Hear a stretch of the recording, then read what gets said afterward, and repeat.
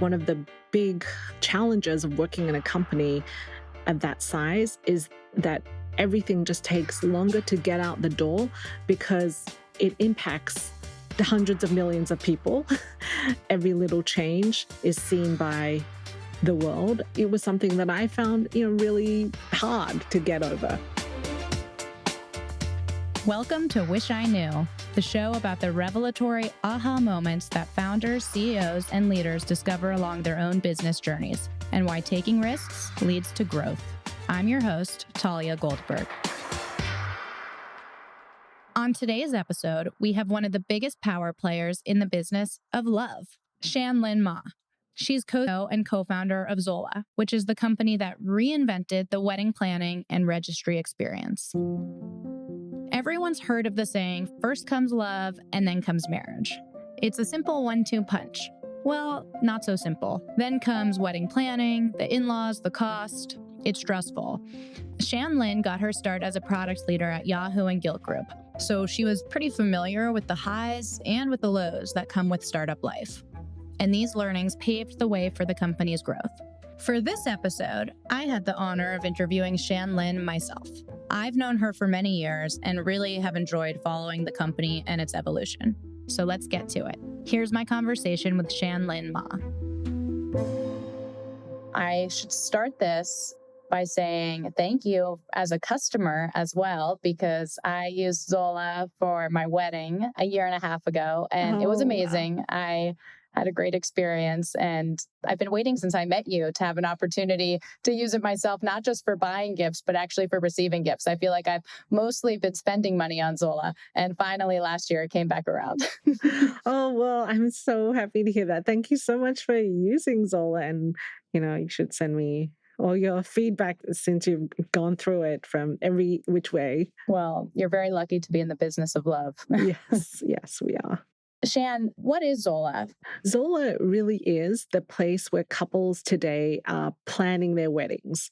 So we are there alongside couples throughout their entire journey from engagement into newlywed life. And we aim to be there to hold couples' hands every step of the way. I love that. You were born in Singapore and moved to Sydney, Australia when you were 4 years old. How did your upbringing impact your trajectory to become a businesswoman and a CEO? Well, as a result of that move, I was a first-generation immigrant. I was one of the few non-white kids in my neighborhood. And, my parents, the majority of their income went towards school books and towards my schooling and putting food on the table. And so every time I wanted to go and do something that often, required some kind of money, the answer was, well, at some point you'll make enough money yourself to be able to go and do what you want, whether it's go to the candy store or go to the zoo. And so from the time that I was very young, I was always thinking about how can I go into business in order to do the things that I would like to do. And this idea of becoming an entrepreneur and creating something out of nothing really started to be almost like a romanticized dream for me. Shan-Lyn was a fangirl of entrepreneurs from a young age. Unlike me and most teenagers who were admiring movie stars and pop stars, she was an aspiring entrepreneur and wrangled together a group of business leaders to be her role models. And some were a bit unconventional. The role models I had at the time were on TV. There was a show called Family Ties, and there was a character that Michael J. Fox played. He was like a quote-unquote businessman. And all of this kind of helped me look towards role models that I could one day hope to emulate. I know that you were a very big fan of Jerry Yang, the co-founder of Yahoo when you were a kid, which I think is so interesting. Can you tell me a little bit more about that and how that became an idol of yours over the pop stars and the athletes? Yes, it is embarrassing but true. I was really in awe of what he was doing, which at the time he was in the early years of starting Yahoo. And Yahoo as a company and a vision was creating a portal, literally, into the entire world in the form of the internet or the World Wide Web, as it was called at that time. And Here, Jerry Yang was Asian American, had an idea, went after it, and very quickly his idea was reality that was touching the lives of millions and then, eventually hundreds of millions and billions of people. And so I thought, wow, what a special place Silicon Valley and the tech industry must be able to give the Jerry Yangs of the world this opportunity to create something like this. And if I could only get myself to Silicon Valley, I could learn, hopefully, to one day do something similar myself. And so I can put him on the wall as a symbol of the representation of who I wanted to be, but also where I wanted to go one day. And you were successful with that goal because you ended up working at Yahoo after business school. If you look back, did it live up to the hype? What did you learn from your time at Yahoo? I learned so many great lessons about how to build products that customers love and want to use. And I learned it from great people. Speaking about living up to the hype, you have to imagine, like, coming from Australia at that time, Australia didn't really have a technology scene. Then being plopped into a company like Yahoo, where suddenly I'm surrounded by thousands of people who live, eat, breathe technology, want to create things that don't exist, and working all day and all night to get the job done. That was revolutionary because I had just never been in an environment like that. And so, both a culture change, but then also the exposure to these product leaders, that was the best education of how to be both a product manager, but then eventually an entrepreneur, because it was a lot of 101 lessons, such as how do you reach out and find customers to get them to talk to you, to tell them what are their pain points, what are their needs, and then how do you brainstorm solutions that could be innovating on behalf of those needs, and then how do you test those to make sure the ideas you're coming up with are actually things people would want to use, and then how do you work with engineering and design and business development, partnerships and legal and everyone to get that out of the door. That was, one of the best lessons you could have on really how to eventually launch your own product or own company one day. I feel really lucky to have had that masterclass, as well as just the ongoing network of friends that I had as a result of working there. Shan-Lyn eventually left Yahoo in 2008, and she leveraged her experience in her next role at Gilt Group. If you lived through the heyday of Gilt, then you know the meteoric hold that the shopping site had. I mean, by the time I first heard of Gilt Group, I thought it was the coolest site, and that I was so lucky to get an invite to access its sales. But speaking of sales, Gilt was an early pioneer of the flash sales model. It's a model that had its fair share of challenges. So I was pretty curious what Shan-Lyn saw in Gilt that made her want to take the leap and join them. After a couple of years working at Yahoo, I thought about, well, my dream is to one day start my own company, but I don't feel ready yet. And the reason is I don't feel like I've gotten enough experience or exposure to all the skills that I would need in order to successfully run a company. But at the same time, I also don't have the personal financial stability to support myself both in a startup and if the startup doesn't work out. So, as a next step, I would love to go to a smaller startup where I can have a broader range of responsibilities. And, at Yahoo, one of the big challenges of working in a company of that size is that everything just takes longer to get out the door because it impacts the hundreds of millions of people. Every little change is seen by the world. And so each change just takes a lot more people to approve. And it was something that I found, really hard to get over. And so I thought I want to go to somewhere with less people where I can move faster and I can see and learn more about different products and how they perform in the world. And so I was talking to different startups, and I actually really didn't want to leave Silicon Valley. But at the same time, my friend invited me to shop on Gilt. And at that time, you had to be invited. So, yes, that's what it was. I remember I was desperate for an invite to Gilt back yeah, then. that was part of the genius appeal. And once I was on the site, I was hooked. It was really an addictive, special experience. And I was on there every day thinking, there's nothing else online like this.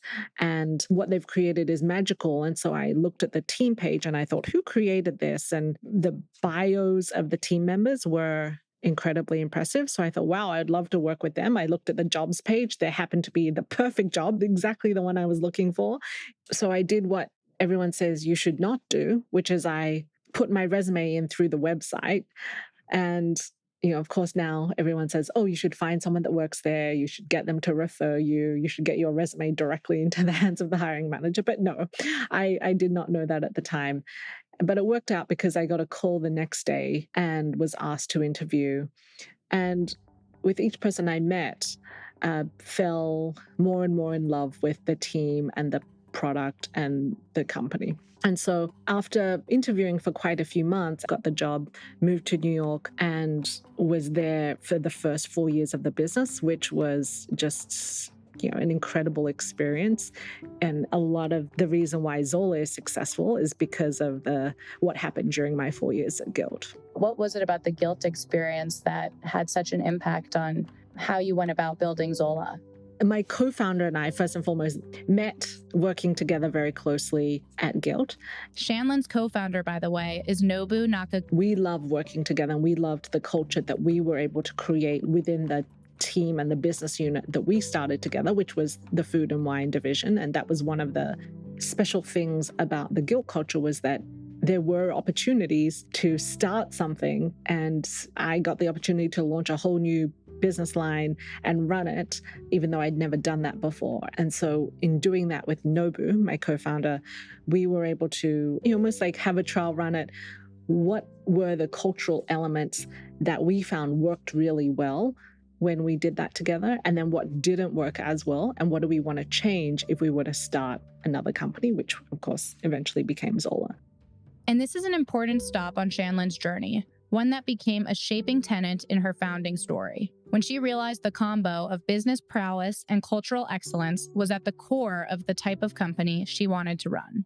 On the culture piece, I've read that the way that you lead is informed by an iconic class that is taught at Stanford Business School, the touchy-feely class called Interpersonal Dynamics. Yes. Can you explain that class for those that are unfamiliar? What are some of the lessons that you've taken from that course that have influenced your leadership style or the culture at Zola? Yes, that is really a pivotal class, I think, in the experience of many Stanford Business School students, myself included. And what the class talks about and goes through in practice is how to give and receive feedback in real time, and not just one-dimensional feedback, so not just, say, performance feedback, but really all the full range of feedback that you may be feeling at any one time.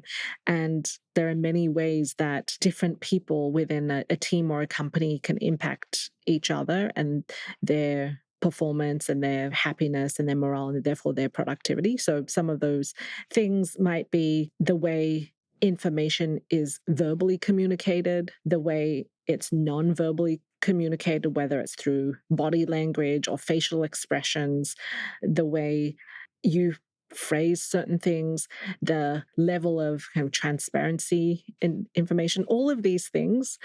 That class really encourages you to give and receive your peers' feedback on. And so, a classic framework is when you, Talia, do X, it makes me feel emotion Y.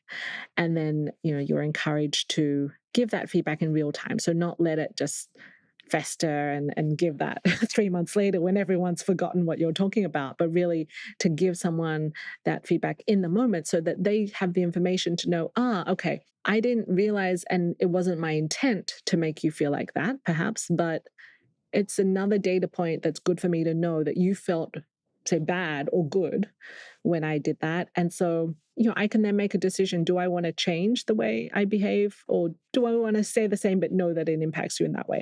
I love that framework. It leads to Real transparency, it requires a level of vulnerability on behalf of the leadership to feel comfortable and vulnerable enough to speak up immediately and share their thoughts. And throughout your time as a CEO, has it everyone gotten it right away? Is it just inherent in the culture? And so people learn and they are able to operate this way, or does it sometimes just not work out and some people never quite get it? It's never a case of you learn it once and then you're always great at it.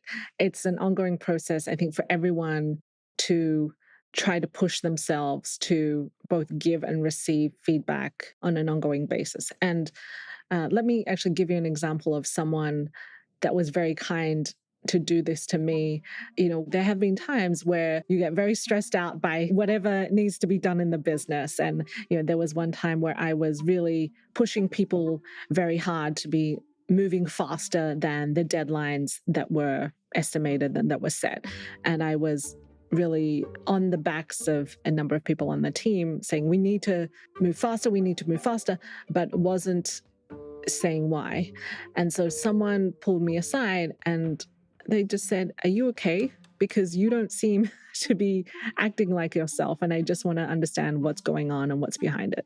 And so that was just another form of feedback of essentially saying like what you're doing right now is impacting people. So I think the answer to your question is everyone needs reminders and they need it in real time. Yes, absolutely, it can be taught, but obviously the person that is joining the team has to be signing up for this culture as well. Some people are just not into wanting to be receiving a ton of feedback. They just want to do what they're doing, and this type of culture is probably not for them. Coming up, the e-commerce world was shifting dramatically when Shan-Lyn decided to leave Guilt. And how exactly did the idea for Zola actually come about? That's coming up next.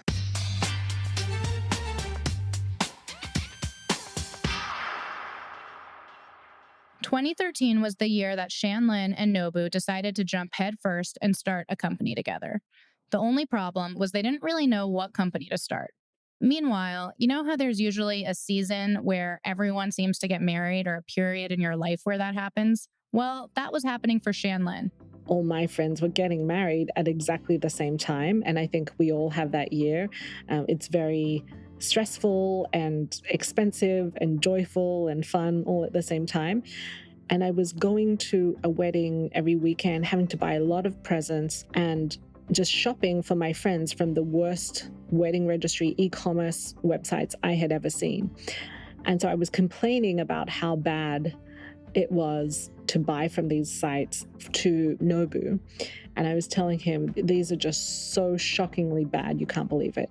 And Nobu is married, and he was saying, oh, it's equally bad from the couple's perspective. He was telling the story about how when he and his now wife were creating their wedding registry, they kept getting into huge fights because he wanted to do certain things that you just weren't able to do. And that was when, the light bulb went off and we kind of looked at each other and we thought, well, what if we could create the wedding registry and then the wedding planning portfolio of products that we would want for ourselves and for our friends? We are the perfect people to do this, and we deeply understand the customer, which is the couple getting married, because those are our close friends. And why don't we just get started? And that was really the beginning of Zola. As Shan-Lyn was getting ready to bring the idea of Zola to the world, there were changes happening in the home industry that kind of created the perfect storm. I think the important thing is what was happening in the industry at that time, which was that home as an industry was also starting to open up e-commerce capabilities, and that they themselves were starting to put up their own websites. Within having their own websites, that meant they had to develop the capability to ship from their warehouse to a customer's home, which meant that we could take advantage of that through our dropship platform. Can you describe a little more of what dropshipping means and how that works for Zola? Yeah, it means, in an alternative universe, if we didn't dropship, maybe a brand might sell a product to Zola, and then Zola might have to have our own warehouse where we store all these products and brand. And then when someone wants to buy that from us, we then send it from our warehouse to them. But in the meantime, we've had to pay for that inventory to put it in our warehouse. We've had to pay for the warehouse. We've had to pay for the shipping both to and from our warehouse.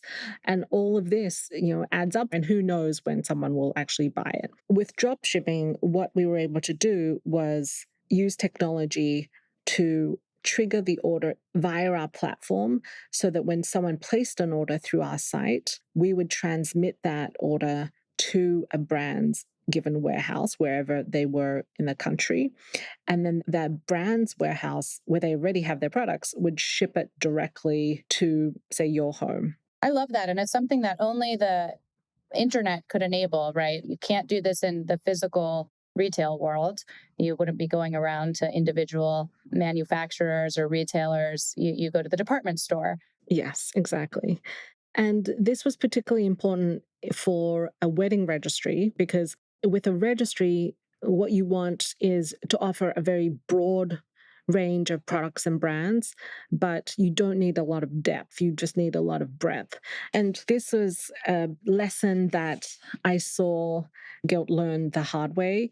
And as a result, I think a lot of the business ultimately lack of success was because of some of the pitfalls of that business model. At Gilt, the inventory challenge was exacerbated because of the flash sale model. It was required to buy a lot of inventory to fuel the daily flash sales that happened each day. And the amount of cash required to invest in that inventory, to warehouse that inventory, to sell it, to merchandise it, to photograph it, to write about it, all of that cost structure, I think meant that it was hard for that business to ever be profitable. So the aha moment that we had in order to avoid this inventory challenge was based on the insight at Gilt, where when I ran the food and wine division, we were able to ship those food products on a drop ship basis. And so I thought, what if we could do the same at Zola? And another learning that Shan-Lyn took from Gilt was how to deal with product returns. Just when you sell a product, you think you've sold it, it comes back to you again in the form of return. And so you not just have the cost of warehousing it, shipping it, merchandising it, all those things I described the first time, you have to do it all over again with the return, except you have zero revenue.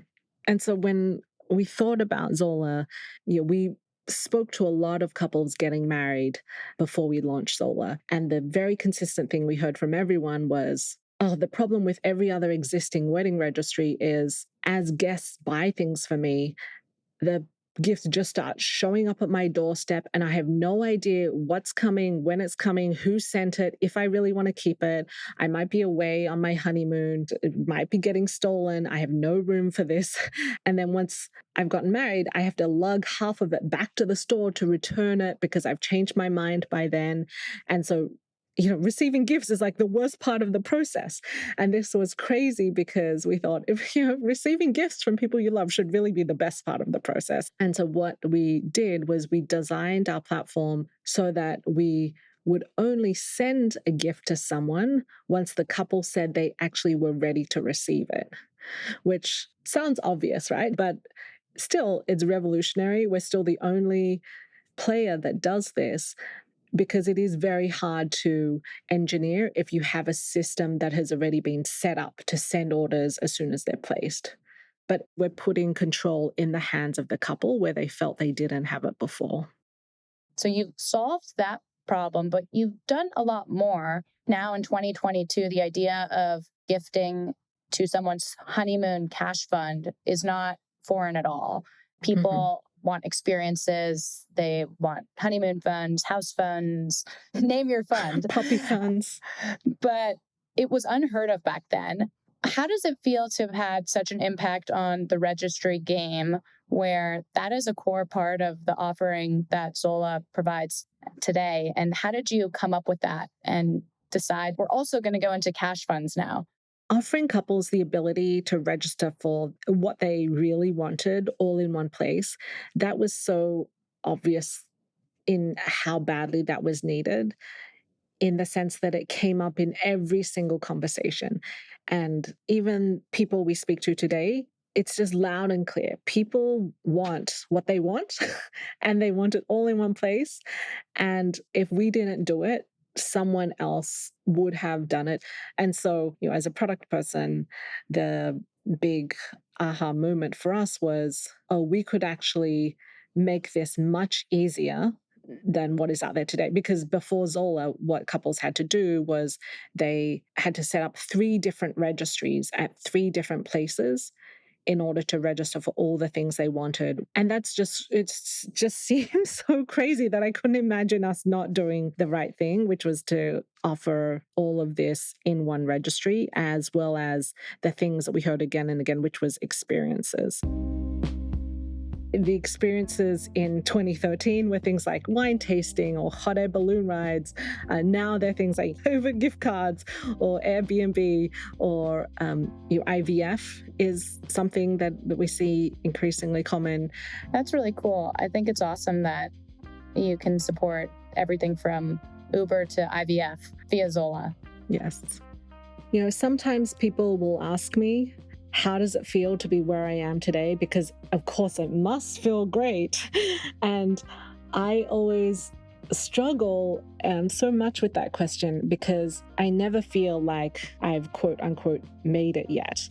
I think that is the natural state of a startup founder, is that you always feel in any given day, every single day, you feel a wide range of emotional states from, wow, this is great. We just are doing so well. We've made such great progress, right through to, oh my goodness, we're nowhere near where we need to be. And we need to be doing so much more in order to make it as a company. And maybe, someone that needs to be doing better here. And so, I can never answer that question because I still feel like every single day I have a lot to prove. As I mentioned at the top of the show, I got married about 1.5 years ago, which means we were in the thick of worrying about COVID as part of the planning. And of course, Shan-Lyn and the Zola team were doing the same thing. Let's talk a little bit about 2020. Take us back to first hearing about COVID and maybe realizing that this is going to have an impact. If we rewind to the very beginning of COVID and when the lockdowns first started in early 2020, we could see pretty early on that this was going to have a big impact on weddings in 2020 because when couples sign up with Zola, they have their wedding dates in the system. And so we could see almost immediately couples starting to move their wedding dates from that summer of 2020 into later in the year or the following year.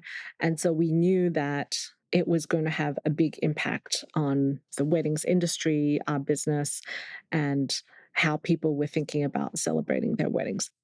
In that first phase of the lockdowns, we all just had no idea how long would COVID last, how bad would it get, what would happen to the world. And I personally am a big Game of Thrones fan.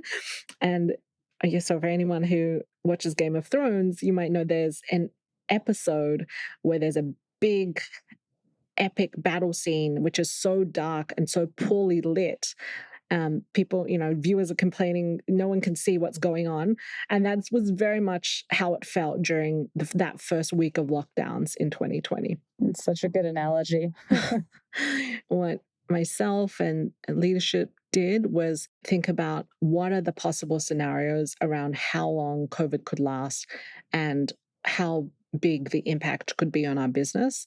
And so we started to plan the business as if it would last for much longer than anyone expected. And we also started to think about what are the things we need to change in our products and the way that we serve couples to both help them through this time if they were planning their weddings for this year, as well as make sure that we are still relevant and there to serve if there can't be a lot of in-person gatherings this year. The Zola team rolled out some essential product changes at shocking speed, including free change the dates, the ability to edit your website to include info about postponements or rescheduling, and a built-in Zoom wedding feature. I think a lot of the quick actions really were the right thing for both our couples, the users, as well as the business, because it showed couples that we, as a company, as a brand, were there to support people even through the toughest times. And many of those things made no revenue, were costly to do, or a big investment, but the right thing to do. And I think customers, couples reward us with a very high NPS, a net promoter score, because of that. That's awesome. And it's not easy to do that. It was certainly not easy, but I think in that time we kind of came back to our founding values, which is a customer-centric, couple-centric approach, and with that lens on, I think it was very obvious what we had to do.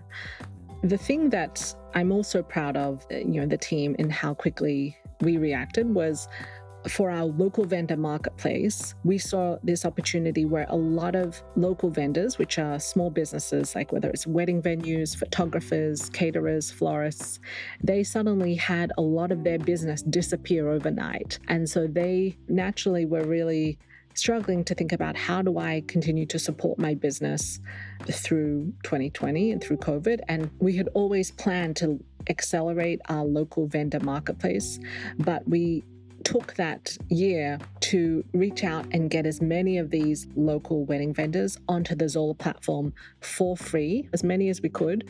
And so glad we did. Navigating the COVID landscape was a Herculean task for Shan-Lyn, especially when some of her customers were bridezillas. But that wasn't her only accomplishment of the time. This next one is a bit more personal. So I read that you became a mother in 2021. Congratulations to a little girl. How has motherhood impacted your life, and what have you learned from being a mother and a CEO at the same time that you can share with our listeners? Well, being a mother has been the best thing in my life. And I'm sure many parents who have to juggle work and a baby will relate that now, as a result, I only do two things. I work and I look after my baby, and everything else that I used to do has gone away for now. But sometimes people will ask me is, how do you have work-life balance, or how do you navigate being a mother and running a company? I think I've become more comfortable with the answer, which is, I have no idea, but I just do the best I can every day. And I'm happy with the fact that I have my two priorities, and everything else has been deprioritized. And at some point, I hope I will get them back. I think if I was to rewind and think of myself 5 years ago, 10 years ago, and I was listening to this answer, I would be very unsatisfied with this answer. But now, it's the reality. I think it's also really great because just as you looked up to Jerry Yang as a child, as an Asian American founder, we need more mothers that are CEOs and founders, and more examples of that. You can't be what you can't see. And so I'm excited that there will be many other children that can look up to you as the role model for the future too. Thank you. And, I think about the awesome female CEOs who had children, like whether it's Katrina Lake, who started Stitch Fix, or Whitney at Bumble. And I really am inspired by how they are able to hold their children when they're going. And that the example that sets for everyone, I think is truly inspiring.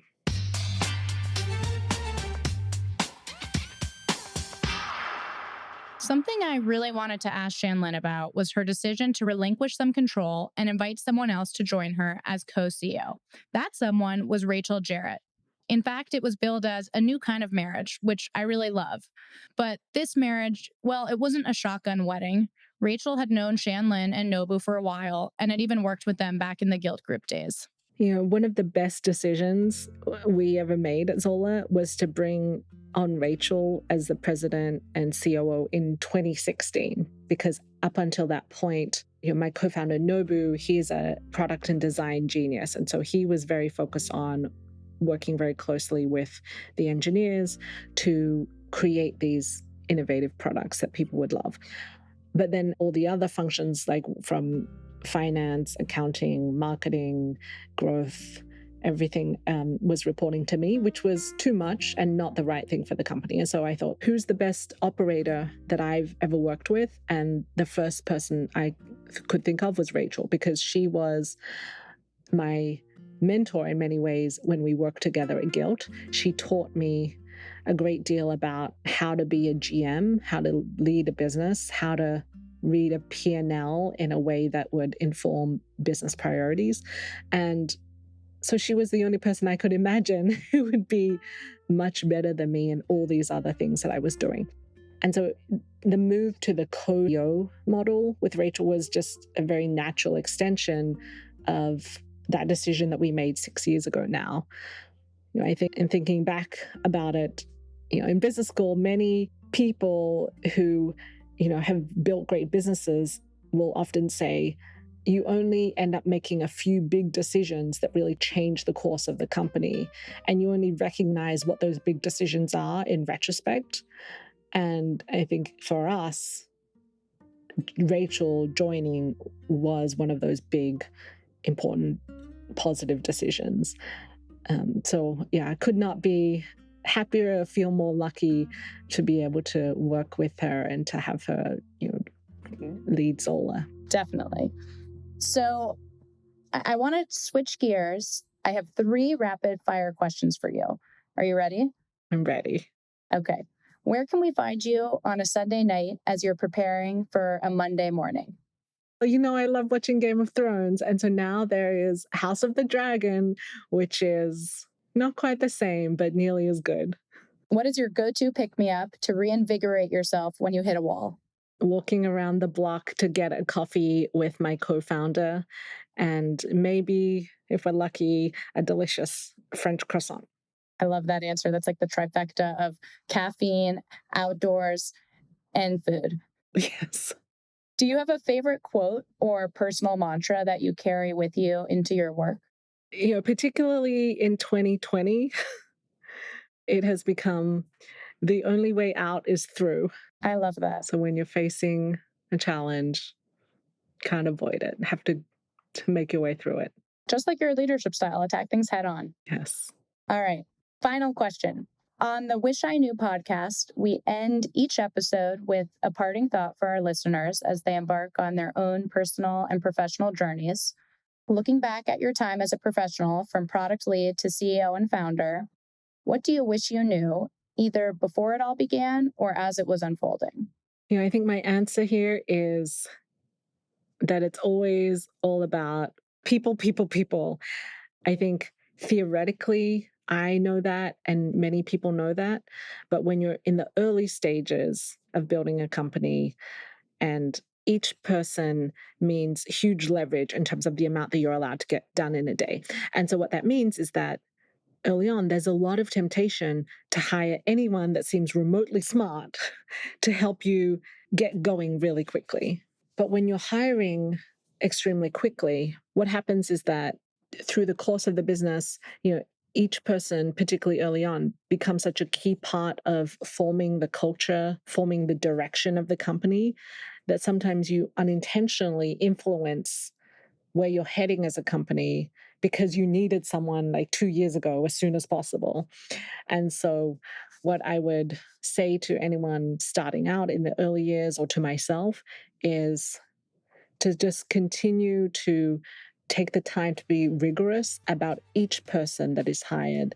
They're the ones that are going to seek out and bring other great people on. And so it's not just can they do the job today and can they do it quickly, but can they do all these other things that they will inevitably have to do just by virtue of being there.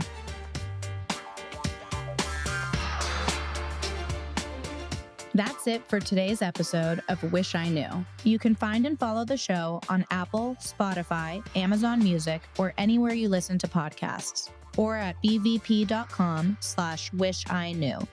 An extra special thank you to Shan-Lyn Ma for joining us on today's episode. Wish I Knew is a podcast by Bessemer Venture Partners. The show was created by our very own Karen Lee and Christine Dekers.